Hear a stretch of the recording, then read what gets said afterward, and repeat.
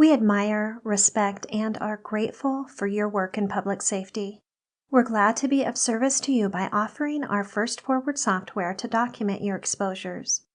There are 3 steps to tracking exposures. Step 1 is to report an incident. Step 2 is to add an activity. And Step 3 is to add an exposure. If you are an organization administrator in FirstForward, the process will be different for you. This video is designed for members who are not organization administrators. The first step in documenting an exposure is to report an incident. To begin, click the Experience heading to expand it. Then, click Field Experience or Health and Safety. There are various guides throughout FirstForward to help you learn the new tool.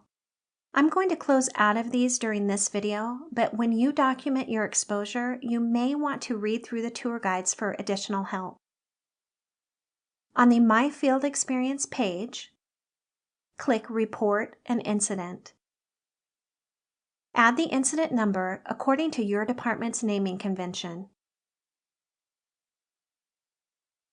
You may see a list of your department's existing incident reports. Be sure to use the Create a New Incident option unless you need to add yourself as a responder to one of your employer's existing reports. If your employment has already been added in FirstForward, the organization will be pre-filled out for you. Otherwise, begin to type the name of your organization to choose it from the drop-down list. If you did not add your employer when you signed up for FirstForward and your organization is not listed, please email help@firstforward.com. You'll be able to add an incident report as soon as your employment is verified. Click Continue. On the Report an Incident page, complete the required fields as indicated by the red asterisk. The incident date defaults to the current date. Be sure to change it if you're reporting an incident that happened prior to today. And don't forget to add the time. Then, choose the incident type from the list, or start typing to filter the list, and then select from the filtered results. The city, state, and zip code are added for you based on your employer's location. However, you can change these if you need to. If you don't know the exact street address of the incident, use General Location, then add a location type, and add a descriptive incident location. You can add an incident narrative here, and there are many more options during this process to add more details. If you want to save your work and finish the report later, click Finish Later. Or, to move on to add the activity, click Save and Continue.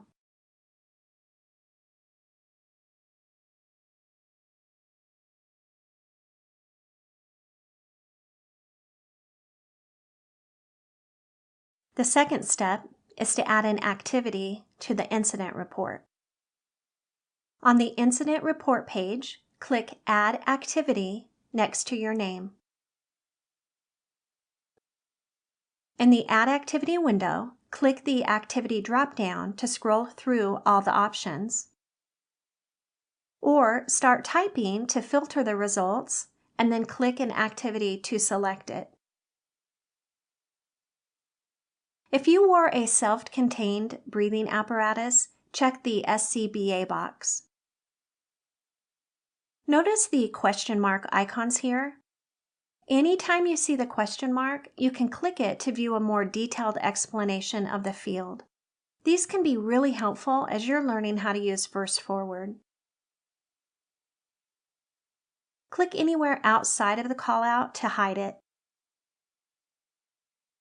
Add the duration of time spent on the activity. If you want to tag another responder from your organization on the report, you can choose them from here if they are a member of FirstForward. Click the question mark icon for more information about adding additional responders. You can also add a description here. If you want to add another activity now, choose Save and Add Another. You can also add more activities later. I'm going to click Save here.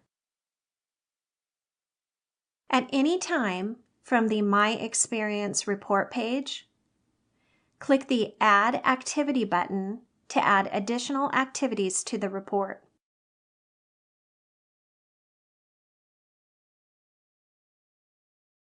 Step 3 is to add exposures to the activity. On the My Experience report page, use the Action menu for the listed activity to choose the type of exposure to add. For each activity, you can add one or multiple exposures. For this example, I'm going to add a chemical exposure. For this type of exposure, selecting one or more hazards is required, and there are more options here. Select the severity of exposure. Some of these options will cause additional fields to appear. Click the Additional Details link to add more information regarding your exposure. You can make the report as detailed as you want, and the more information you document on each exposure, the better. Remember, this is for your health. We'll keep it simple for this video.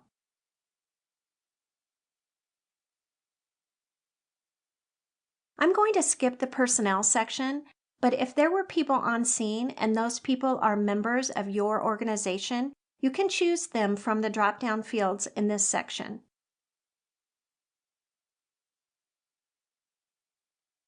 In the Responder Gear section, click Add Gear to document any protective equipment used during the response. Then, for each piece of gear, check the appropriate boxes to document if the equipment was dirty prior, dirty after, cleaned, bagged, or replaced. You can also use the Check All or Uncheck All options at the top. The X button at the end will remove that piece of gear from the list. You can also document how the gear was transported and replaced.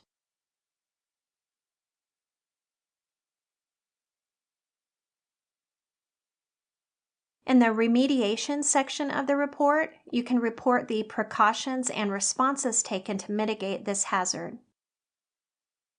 Click Save when you have finished documenting the exposure.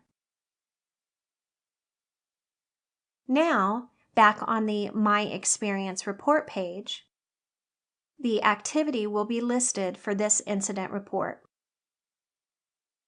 Notice the lock here in the Exposures column. Only you can view and change your reported exposures. The number here indicates how many exposures have been documented for this activity, and the number is also a link to view or edit the exposure. You can also use the Action menu on the far right of the listed activity to view the exposure, add another one, or permanently delete it. You should add all of the activities and exposures that you need to in order to thoroughly document the incident report. We started by adding an incident report, then we added an activity, and finally we added an exposure. As I mentioned earlier, another member can create the incident report and tag you as an additional responder. In those cases, you'll get an automated email which will guide you to log in to confirm you were there and then add your activities and your exposures. Your health is incredibly important. The FirstForward team wants to make sure you have all the tools you need to document your exposures. If you provide this documentation to your healthcare provider, it may be a key part of a future diagnosis or benefit claim.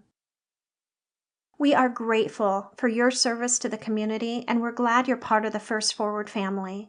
Thank you so much for watching this video.